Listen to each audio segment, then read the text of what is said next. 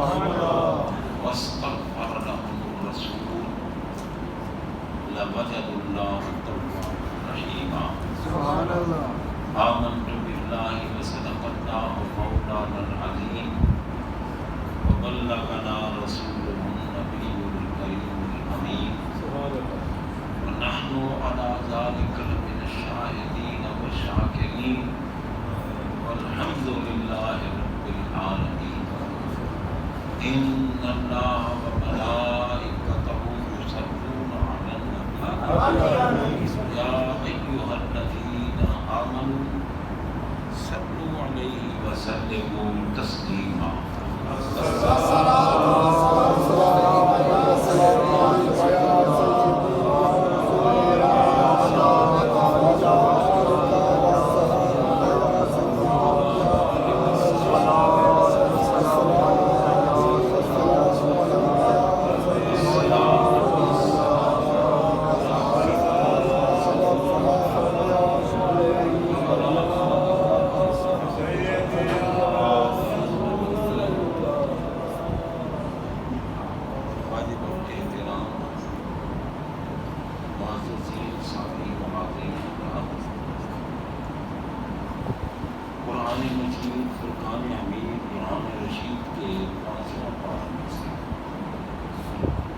چند کلمات طیبات کی تلاوت کا شرف حاصل سبحان اللہ جن میں رب العالمین جل شانہ ہے گناہگاروں کو گناہوں کی بخشش کا طریقہ تعلیم فرمایا سبحان اللہ اگر کوئی گناہگار چاہے کہ اس کے گناہ معاف کیے جائیں کوئی گناہ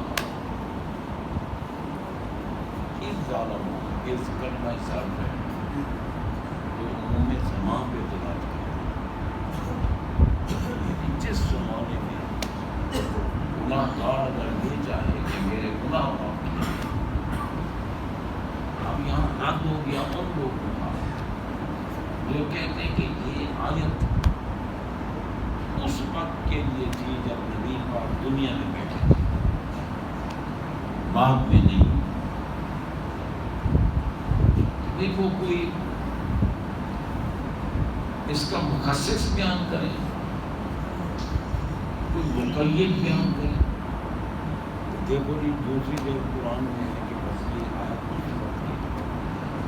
اللہ تعالیٰ نے جو عز فرمایا عز کرنا سب پہ جو انہوں نے زبان پہ فرمایا جس زمانے میں بھی ظالموں وہ ظلم کریں ظلم ہر گناہ کو جتنے گناہ ہیں کبیرہ صغیرہ ظاہر باطن محمد صاحب پرانے نئے جتنے گناہ ہیں شرک ہے کفر ہے اگر گناہگار یہ چاہے کہ میرے گناہ معاف ہو تو جاؤں گا محبوب وہ آپ کی بارگاہ میں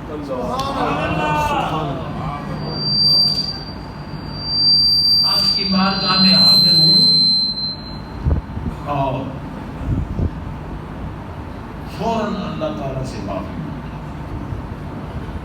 وسیلہ ہو آقا کی بارگاہ سبحان اللہ اور معافی مانگے اللہ سے کیونکہ اللہ تعالیٰ کی ذات کے سوا غافر الذنب تو کوئی نہیں بے شک گناہوں کو بخشنے والا تو صرف اللہ ہی ہے غفار وہی ہے غفور وہی ہے غافر الذنب وہی ہے اس لیے بارگاہ ہو معبود کی سبحان اور معافی مانگیں گناہوں کی اللہ سے تو رب فرماتا ہے پھر بھی معاف نہیں کروں محبوب کی بارگاہ میں آئیں مجھ سے معافی مانگیں لیکن پھر بھی معاف نہیں کروں یا اللہ کب معاف کرے گا؟ اور میں بس تک پڑھ رہا ہوں رسول ان کے لیے کہیں کہ سبحان اللہ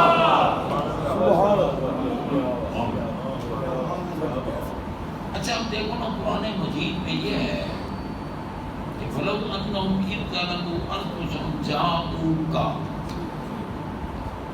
گناہگار آپ کے پاس آئے،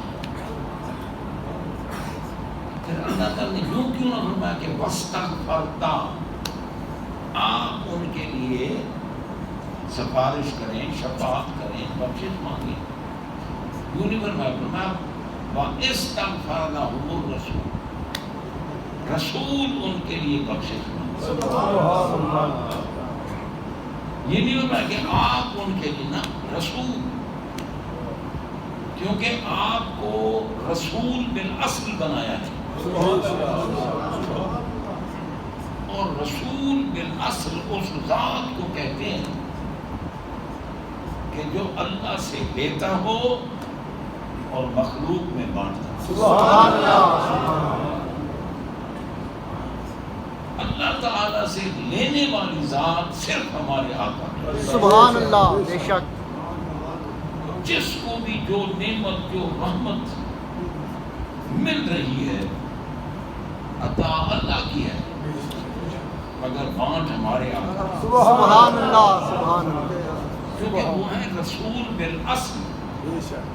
رسول 313 ہیں، نبی 1,24,000 یا کم و بیش ہیں، لیکن یہ سارے رسول اور نبی بالتبع ہیں، ہمارے آقا ہیں جو بالاصل ہیں۔ کسی نبی نے اپنی امت کو رسول اللہ نہیں پڑھوایا، لا الہ الا اللہ آدم صفی اللہ، لا الہ الا اللہ نوح نبی اللہ، اس طرح یہی پڑھاتے رہے ابراہیم خلیل اللہ موسیٰ کلیم اللہ عیسیٰ، اور جب رسول بالاصل جلوہ فرما ہوئے آپ نے فرمایا کہ اب پڑھو لا الہ الا اللہ محمد رسول اللہ۔ ہمارے آقا ہیں رسول بالاصل، رسول بالاصل اس ذات کو کہتے ہیں جو رب سے لے اور مخلوق میں بانٹے۔ سبحان اللہ اسی لیے ہمارے آقا نے خود بھی اعلان کیا کہ انما انا قاسم واللہ یعطی، میں ہوں بانٹنے والا۔ سرکار کیا بانٹنے والے ہیں آپ؟ میں واللہ یعطی، جو کچھ اللہ عطا، جو کچھ اللہ عطا کرتا ہے بانٹنے والا میں ہوں۔ تو سرکار اللہ نے آپ کو کیا عطا کیا ہے، کیا عطا کرتا ہے جو آپ بانٹتے ہیں؟ فرمایا کیا کی بات ہوتی تو مذکور نہ ہوتی اللہ کہ یہ بھی دیا، یہ بھی دیا، یہ بھی دیا، کیونکہ محبوب و محب میں نہیں میرا تیرا۔ واہ واہ واہ سبحان اللہ سبحان اللہ واہ بے شک میں تو مالک ہی کہوں گا بے شک کہ وہ مالک کے حبیب۔ اعلیٰ حضرت بریلی کے تاجدار رحمت اللہ علیہ فرماتے ہیں میں تو مالک ہی کہوں گا کہ وہ مالک کے حبیب، کیونکہ محبوب و محب میں نہیں میرا تیرا۔ تو سرکار اللہ کیا عطا فرماتے ہیں آپ کو جو آپ بانٹتے ہیں؟ فرمایا کیا کی بات ہوتی تو مذکور ہوتی کہ یہ بھی دیا، یہ بھی دیا، یہ بھی دیا، یہ، اور جہاں مفعول غیر مذکور ہو مفید عموم ہوتا ہے۔ اللہ نے جو نعمت رحمت کمال بنایا ہے سب مجھے عطا،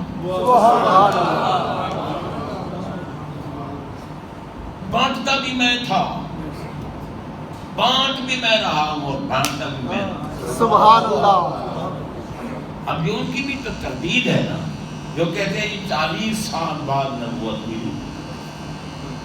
پاگلو، اگر سرکار 40 سال تک نبی نہیں تھے تو کیا نبی غیر نبی کو فیض دے سکتا ہے؟ جو نبی نہ ہو تو نبی کو تو فیض نہیں دے سکتا. اگر فیض نبی کو دے تو نبی ہی دے. اور آقا نبی نہیں تھے معاذ اللہ ثم معاذ اللہ، تو پھر فرماتے ہیں بانٹ تو میں رہا تھا. نبوت میں نے بانٹی، رسالت میں نے بانٹی، پیغمبری میں نے بانٹی، مرسلیت میں نے بانٹی، ولایت میں نے بانٹی. جو بھی کمال ہیں، جو بھی اللہ تعالیٰ کی طرف سے انعامات ہیں، عطا اس کی ہے مگر بانٹنے والا میں ہوں. اسی لیے اعلیٰ حضرت فرماتے ہیں لا ورب العرش، جس کو جو ملا ان سے سبحان اللہ سبحان اللہ. لا ورب العرش، جس کو جو ملا ان سے. جس کو بھی جو کچھ مل رہا ہے، جو کمال بھی مل رہا ہے، عطا اللہ کی ہے، تقسیم محبوب کا ہے. اسی لیے تو محبوب کے ہاتھوں کو رب نے فرمایا یہی تو میرے ہاتھ. سبحان اللہ.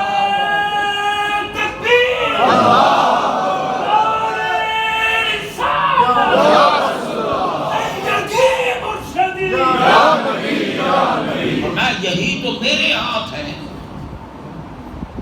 ان الذین یبایعونک انما یبایعون اللہ ید اللہ فوق ایدیہم. یہ ہے تصوف کی بات. سبحان اللہ. اب غامدی حرامدی کو کیا پتہ ہے؟ بے شک. تصوف کیا ہوتا ہے، اسلام کیا ہے، دین کیا ہے، یہ سب یہودیوں کے ایجنٹ بیٹھے. بے شک. جیسے وہ ایک کتیا پھر رہی ہے جس کو ملالہ کہتے ہیں. بے شک. اب بتائیں آپ، بے رنج و ملال کبھی سنا ہے نا آپ نے؟ یہ مترادفات ہیں یا نہیں؟ جی. رنج و ملال. ملال، رنج کا معنی بھی تکلیف، ملال کا معنی بھی تکلیف. اور جو ہو ہی ملالہ اس سے کوئی راحت کی امید رکھے. راحت کی امید نہیں رکھی جا سکتی. وہ پیدا ہوئی تو لانتیا تھی، بے شک. وہ پلی بڑھی لانتیا. پتہ ہے ہمارے آقا نے ہمیں بتایا ہے کہ ان نکاح من سنتی، بے شک. من راغب عن سنتی فلیس منی. نکاح میری سنت ہے، نکاح میری سنت ہے. جو میری سنت سے روگردانی کرے وہ ہم سے نہیں ہے. اور یہ صرف روگردانی نہیں، یہ تو گستاخی ہے. بے شک. اس دور کی سب سے بڑی گستاخیاں اگر رنڈی دیکھنی ہے تو اس کا نام ملالہ ہے. بے شک. وہ اتنی کتیا ہے، وہ اتنی خبیثہ ہے کہ وہ بھونکتی ہے، کہتی ہے مجھے جب داڑھی والا نظر آئے تو مجھے فرعون نظر آتا. نامراد تجھے نبی کی سنت میں فرعونیت نظر آتی ہے. پتہ نہیں تو کہاں کی کافرہ ہے. داڑھی تو میرے نبی کی سنت ہے. اور جناب بندہ سرکار کی سنت اپنانا ہی تو کامیابی ہے. بے شک. بندہ کامیاب ہی نہیں ہوتا. ٹھیک ہے، خدا نہ خواستہ اگر کسی نے داڑھی نہیں رکھی ہوئی تو وہ یہ تو نہیں کہتا کہ داڑھی رکھانا حرام ہے.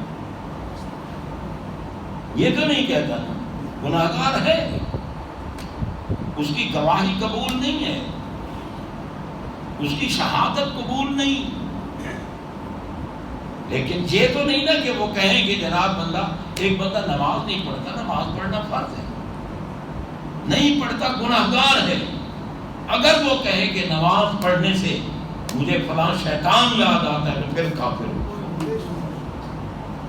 یہ تو وہ خبیثہ عورت ہے جو بکواس کرتی ہے کہ مجھے داڑھی والا نظر آئے تو فرعون یاد آتا ہے. اور تو ہے جو فرعون کی چیل، پھر بھی اچھا ہوا تجھے اپنا بابا تو نظر آتا ہے. فرعون تو تیرا بابا ہے نا، تو کسی مسلمان کی تو ہو سکتی نہیں بیٹی. بے شک. جناب بندہ اتنی بکواس، زنا کا اعلان کرنا، نکاح کی کیا ضرورت ہے؟ کاغذ پہ دستخط کرنے کی کیا ضرورت ہے؟ جو پسند ہے اس کو پکڑ لو. وہ جو رنڈیاں بیٹھی ہیں نا، جن کا کاروبار ہے بدمعاشی زنا، اور وہ بھی کہتی ہیں کہ ہم اس عقیدے سے تعلق رکھتی ہیں جس میں یہ سب کچھ کرنا تک یہ متع ہے. چلو کسی عقیدے کی بات کی ہے، حرام لعنت ہے، لیکن عقیدے کی بات تو ہے نا بھئی یہ متع ہے. لیکن جو یہ کہے کہ نکاح کی ضرورت نہیں، جس سے مرضی ہے دوستی کر لو، جس سے مرضی اپنے پاس رکھو، بتاؤ وہ شیطان ہے انسان کی صورت. بے شک بے شک. شیطان ہے، وہ کمینی عورت ہے، وہ گندی عورت ہے. تھوکنا چاہیے ایسی عورت کے منہ پہ، اور نفرت کرنی چاہیے. ہم اہل ایمان ہیں، اہل اسلام ہیں، ہمیں تو اپنے آقا کی ہر سنت پیاری لگتی ہے. نہ اپنا سکے تو ہماری کمزوری ہے، لیکن پیاری تو سنت لگتی ہے. ہم معاذ اللہ داڑھی والوں سے ہم کراہت تو نہیں کرتے، بلکہ داڑھی والوں کا ہم احترام کرتے ہیں. یار یہ بندہ ہے، بے شک داڑھی سکھوں کے منہ پر بھی ہے، یہودیوں کے منہ پر بھی داڑھی ہے، مگر داڑھی بھی وہ قابل احترام ہے کہ جو میرے نبی کی سنت. بے شک میرے نبی کی سنت. تو حضرات محترم، یہ دور پرفتن ہے، اس دور میں خبردار رہنا چاہیے. ایمان بچانا مشکل ہے. یہ سب یہودیوں کے کارنامے ہیں، بے شک اسلام دشمن لوگوں کے کارنامے ہیں. اور اللہ تعالیٰ معاف فرمائے، کرم فرمائے. اگر ہم خود صحیح ہو جائیں نا تو ہمارے اوپر حاکم بھی صحیح آ جائیں.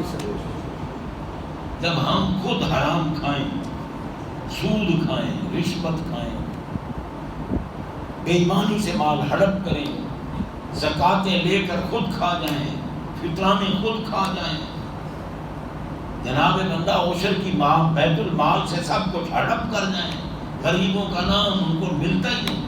جب ہم ہمارے اوپر حکومت کی حرام خور کریں گے تو ہمیں حلال کہاں سے نصیب ہوگا؟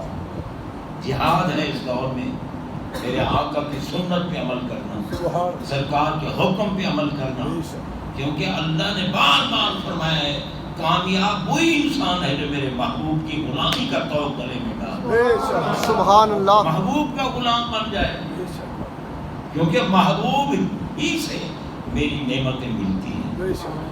ان الذین یبایعونک انما یبایعون اللہ ید اللہ فوق ایدیہم. اور بس صحابہ، محبوب ان سے بتا دیں ان کو جن نے آپ سے بیعت کی ہے انہوں نے مصطفیٰ سے بیعت نہیں کی، خدا سے بیعت. سبحان اللہ. کیا بات. قرآن کا لفظی ترجمہ کر رہا ہوں، ہیر پھیر نہیں ہے. ان الذین، بے شک وہ لوگ، یبایعونک، جو آپ سے بیعت کرتے ہیں، انما یبایعون اللہ، پکی بات یہ ہے کہ وہ اللہ سے بیعت کرتے ہیں. اللہ فوق ایدیہم، اللہ کا ہاتھ ہے ان کے ہاتھوں. سبحان اللہ. سبحان اللہ. سبحان تو آقا کے فرمان کے تابع ہیں نا بھائی. اپنا رب نے تو فرمایا یہ ہاتھ جو اوپر ہے، صدیق اکبر تمہارے ہاتھ کے اوپر جو ہاتھ ہے یہ اللہ کا ہاتھ ہے. اللہ. کیا مطلب بھی اس ہاتھ سے جو کچھ ملے گا وہ اللہ سے ہی ملتا. سبحان اللہ. اگر اس ہاتھ کو چھوڑ دو گے تو حرام کھاؤ گے، وہ شیطان کی طرف سے، رحمان کی طرف سے وہی ہوتا ہے کہ میرے محبوب کے ہاتھ سے. بے شک اللہ نے فرمایا یہ ہاتھ میرا ہاتھ. اب پوچھو خامدی سے کہ تو نے تصوف کو بھی غلط بات بے دینی کہتا ہے. جناب بندہ، قرآن نے ہمیں تصوف سکھایا. محبوب پھینکے تو رب فرماتا ہے میں پھینک رہا ہوں. محبوب سے بیعت ہو تو رب فرماتے ہیں میرے ساتھ بیعت ہو. محبوب کی اطاعت ہو تو رب فرماتے ہیں میری اطاعت کرو. سبحان اللہ. جو کچھ محبوب کہیں اور کریں آپ مانو یہی میرا کہنا ہے، میرا کرو۔ رب العالمین جل شانہ نے ہمیں فتنوں کے دور میں پیدا کیا، اور اللہ کی قسم خوش نصیب ہیں وہ لوگ، پتہ نہیں ہے تمہیں مسلمانوں کی اسلام کی صورت میں بھی کافی بے ایمان بیٹھے ہوتے ہیں۔ اے بسا ابلیس آدم روح ہست کس بہر دستے نبائر داد دست۔ یہ جناب بندہ ایک دن تو وہ بیچارے روٹی کے لیے ترس رہے ہوتے ہیں، دوسرے دن وہ کروڑوں پتی بن کے بیٹھے ہوتے ہیں۔ کیا آسمان سے بارش ہو جاتی ہے پیسوں کی؟ پیسے لینے والا ملا بکا ہوا ہوتا ہے، بے شک۔ ورنہ جناب بندہ جو اللہ کی بارگاہ میں بیٹھا ہے، توکل کے ساتھ بیٹھا ہے، بس وہ حلال کے لقمے کو سب کچھ۔ بے شک۔ میں آپ دیکھیں میں پورے ملک میں تقریریں کرنا جاتا ہوں، خدمت بھی میری لوگ کرتے ہیں، مانگتا میں کسی سے نہیں، نہ کرایہ مانگتا ہوں نہ نذرانہ، جو دے دے تو قبول کر لیتے، مگر اندازہ لگائیں 45 سال ہو گئے لاہور میں ملے، میں تو 5 مرلے کا پلاٹ بھی نہیں لے سکتا۔ لوگ کیسے راتوں رات کروڑوں پتی بن جاتے ہیں؟ بس ٹھیک ہے، ایمان بیچو اور بن جاؤ کروڑ پتی۔ یہ کروڑ پتی بننے والے راتوں رات یہ صحیح نہیں ہوتے جناب بندہ۔ اللہ تعالیٰ اگر محبوب کے لنگر سے دے تو سبحان اللہ، بے شک۔ ایک لقمہ سادہ سا مل جائے دل مطمئن رہتا ہے۔ اور کریں اللہ تعالیٰ جل شانہ ہم سب کو صحیح عمل کی توفیق عطا فرمائے۔ وآخر دعوانا الحمدللہ۔